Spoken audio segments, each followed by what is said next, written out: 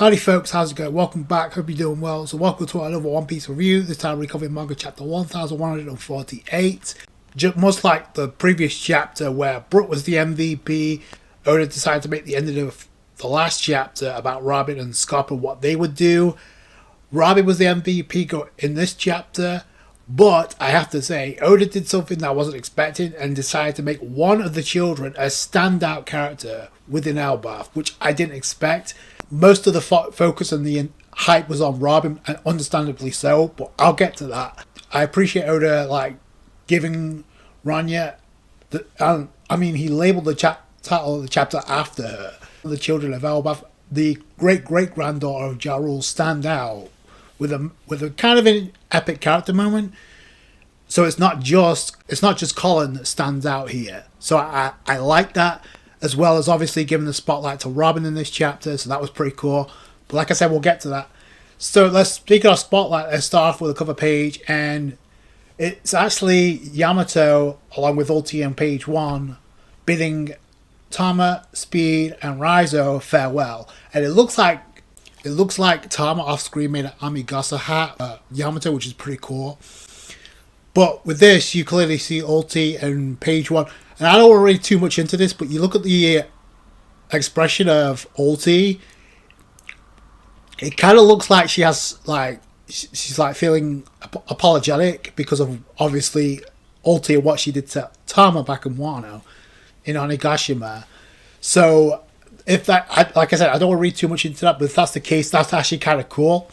But it's kind of low key if you read between the lines, which you kind of have to do with this chapter as well. So that's cool. It looks like Ulti and page 1 really will be tagged alongside Yamato. What that's going to lead to, I don't know. Like I said, it depends on how far Oda goes with this cover page, but if this is the direction we're going in, involving Ulti and page 1 along with Yamato's journey, sign me up. So we start off with Rania, the focus child of this chapter. The children of Elbaf are still walking, but Ranya's walking guided by an arrow through Gunko, and we quickly find out that each of the Holy Knights are pretty much divided in separate locations. But we see Rania being guided through the arrow pointed by Gunko, and unfortunately it leads right to the edge of the tree, which means Ranya's going to fall if she falls off. Rania knows that, and it's like, oh, it's no good, it's no problem. And we come to find out she finds herself being lucky, so that comes into the speech later on. But Yova kind of warns her not to keep walking, but she has no control because we've got Gunko on the scene providing play-by-play to Summers. Saint Summers is like, perfect, make sure. And again, I have to reiterate, the whole of Elbaf. But this is where Saint Summers is like, Ja Rule, you got 30 seconds to make up your mind. We know what the demands are. Set fire to the school or set fire to the library. But it's interesting that St. Summers has a change in tune later on. But back in the village, the giants are going back and forth about what to do. Some giants are actually okay with this child falling to a demise. Others are trying to prioritize how to save her, which leads into the next scene where Robin tells Chopper, "Stay hidden, stay here." Much like how Saul told both Chopper and Robin to stay hidden when he first fought St. Summers. Obviously, we know what happened. He got taken down. But Robin says, I can't control my emotions anymore. So she's losing it. I kind of like that edge that Oda gave Robin in this chapter, because he's like, even though she can't control emotions, she still came up with a plan to kind of buy some time. And low-key, without actually saying it out front, Robin made a decision about it. Meanwhile, you got Nami kind of yell and reason with Saint Summers, you're okay with all this? You want to kill these kids? You're insane. Now, Saint Summers, much like with Gunko, doesn't really care about the ramifications or the sub-story. Doesn't matter to me. That feels obligated to her duties and nothing else. It's Saint Summers as well, but I have a feeling there's a difference. But we know they have different quirks and different emotions. So like I said, I kind of feel like it's half and half with each of the Holy Knights. So that's going to be very interesting to learn more about them and more about the personalities. Now, we've cut to Frankie and Ripley. I appreciate Oda did this, because this was something low-key I was asking for. Because Ripley says to Frankie, I'm going to join in too. Now, Ripley is going in a different direction than Frankie. So is Ripley going to try to do something to fight one of the Holy Knights here? If that's the case, like, cool, because this was something that I was kind of asking for to see what Ripley can do, because before Frankie saved Ripley from one of the nightmare creatures, but now it looks like she's willing to fight. If that's the case, good. You also have another group led by Dorian Bragi. So 2 groups are being split up here. One is to fight the monsters, and the other is to prioritize saving the kids. So I'm guessing that's where Ripley's going. I don't know if Frankie's going to tag along too, but it looks like Ripley was going off on her own. But we'll see how that goes. The Giants are like, bring in every available ship you can, and we'll head to Route 8. Now, this is where I said there's a twist in the demands when it comes to like St. Summers. He says, also, when you burn the school and the library, leave the books be. No book should be taken out, because we're just aiming to destroy the culture of Elbaf. Because you're giving them 30 seconds. Granted, it's 30 seconds to make a decision. So was he going to allow Gerald to say, you know what, let's set fire to the school, let's set fire to the library, and save my great-great-great-granddaughter's life? But we need to get all the books. How would that have worked out? So, but it doesn't matter, because Robin's on the case and immediately uses CM Floor. She uses Crash Peter Bluff, which I think is a new smacking technique. It looks similar to the one she used against Black Mario, although that one was a lot bigger, considering Black Mario was a lot bigger. But that's why I gave me vibes of it. She smacked the hell out of St. Summers, so that was cool. But Robin didn't stop there. But even after that, Jinbei is warning Robin, be careful because we don't know much about them. Robin's like, yeah, I know. But then St. Summers apparently recognizes Robin before he can say anything. She uses Shiotaro Manos and then Clutch. So that was kind of epic. It's like Robin's all about that business in this chapter. So I like how in this situation Nami's giving Robin props, but Robin's like thinking in her mind like that we can't beat them. They're immortal, which I don't think is the case, especially with how this chapter ended. But St. Summers is recovering with only 20 seconds left. He's still giving the ultimatum even under these circumstances. But then Robin immediately latches onto St. Summers, and then both of them jump off the tree and fall off.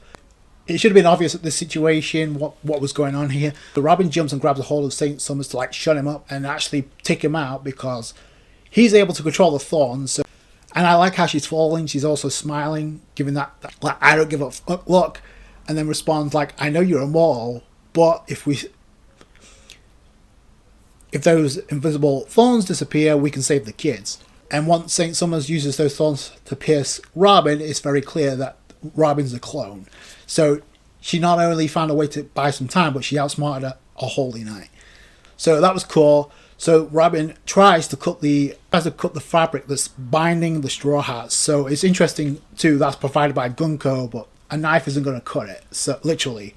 So apparently defeating Gunko is the only way to free them, which doesn't look good for this group, because if that's the case, unless they find a way to like take out Gunko or somebody else does, then they're going to be stuck like this, unable to do anything, which sucks for Roostop right now, and especially for Nami as well. So cutting them, getting them free is not going to work. But Robin hears Saint Summers, and then it's him again. So Saint Summers recovers by using a thorn, and then he's still like, you got 10 seconds left. I need an answer. He's like, Gunka, make them hear the girl's voice. All of Elbaf, by the way. So Gunka's like, say something. And she's like addressing all of Elbaf, but she's addressing Jarul as well. She's like, I love the school. I have a lot of friends there. I love the library and also the books, because the books teach us so much about the world that my teachers taught me. There's a panel of Nami though. Look at Nami's expression. But then this is where the characterization of Rania kicks in, because she's like, that we shouldn't bother people, that we shouldn't do things they don't like. If the school and library disappear so I can survive, that will just bother everyone. That's why it's better if she's okay with like falling, but she's like, don't worry about me, it's fine, I've always been lucky, so it's going to be okay.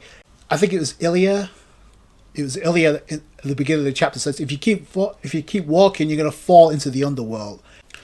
So you obviously got a countdown, and you got Saint Summers giving this expression, like, but then Jarul just caves in, because he's like, he has to save his great granddaughter. So it's like, Angie, just set the school on fire and then set the library and burn the library. Look at this situation. Like, you got panels of Angie, Saul, and Robin, and they're all tearing up at this situation. At this point where Saint Summers comes in and actually finds a way to restrain Robin with the thorns. Remember, I don't think the other Straw Hats can see because they can't understand. It's like, get out of here, Robin, do something. Because you see Saint Summers with that thorn mace, like he used to defeat Saul. He was going to use the same thing on Robin until Scopper comes in. Yeah. First off, he uses one of his weapons to actually decapitate one of his arms, and apparently Saint Summers can't regenerate, at least not right now. So, because he's like, oh, I can't regenerate, shit. So he lost his arm, and his arm that was holding that thorn mace, by the way, that was about to hit Robin. And then Scopper comes in this time to slice Saint Summers directly, and literally saves Robin, and that's how the chapter ends. So hopefully we get to see what Scopper's capable of. More importantly, this is going to be a test for the Holy Knights, because did you see that look of Saint Summers as he realized who that was? Scopper Gaban. This is going to go down, but like I said, Robin was the MVP of this chapter, and Lowkey is not much to think about because, like I said, I don't think this falls into the narrative that a lot of people thought it would, even though a lot of things that I said might happen did happen. Said Oda, he decided to have one of the random children actually be an established character in the form of Rania. Even if she fell before, you could have fallen into the underworld. Who's in the underworld right now? The Monster Trio and the Haradin and his crew, along with Lowkey. So even if she fell, and the fact that she said, oh, I've always had good luck, so she would have been alright. I feel like Luffy or Sanji, especially since he can use Skywalk, would have caught her. So I feel like that may happen to where she actually decides to fall, because she was like willing to sacrifice herself just to not bother other people. That's kind of a relatable mentality to have, because a lot of people have that mental anxiety. So that was kind of like interesting that Oda did that. Now, like I said before, Saint Summers says you burn the library, burn the skull, but leave the books be. Like I said, I don't know how that would have worked out, considering they didn't have a lot of time. Like I said before, all you have to do is look at that panel of Robin, Angie, and Saul to know what this meant. Boils down to what I said this was going to be in the previous review, when I said this is going to lead to a character moment for Robin. It was low key, but if you read between the lines, this is exactly what it was, because as I said before, the position of where each of the groups were, like we saw in the previous chapter, and we saw where Robin and Chopper were indirectly in the middle of both crossroads. One was in the direction of the library and the school, and the other was in the direction of obviously saving the kids. And Robin and Chopper being in the middle, along with Nami's group. But the most important thing was, what was Robin going to do? I said Robin wasn't going to charge directly head on without a plan. She's the smartest of the Straw Hats. This chapter proved it, because she found a way to actually buy a couple of seconds to get Summers away from the Straw Hats. Again, since Gunko's the one that captures them as binding them, she needs to be defeated so that the other Straw Hats can be free. Which, like I said before, if that's the case, that's not good for Nami and Usopp fans right now. But it is good for Robin, because low-key, Robin just prioritized saving her crew members over the protection of the library, and most importantly, the books that the scholars of O'Hara sacrificed their lives for. When you look at the last panel of the last chapter, but like I said, she can't do both, and even if she did if she used the cloak, which she did in this chapter, she used it though to outsmart Saint Summers. But she prioritized saving her crew because she realized she can't do it herself. So I like Oda did that. I know a lot of people were hoping we would see Dominia floor Robin again, but that's not what this situation was about.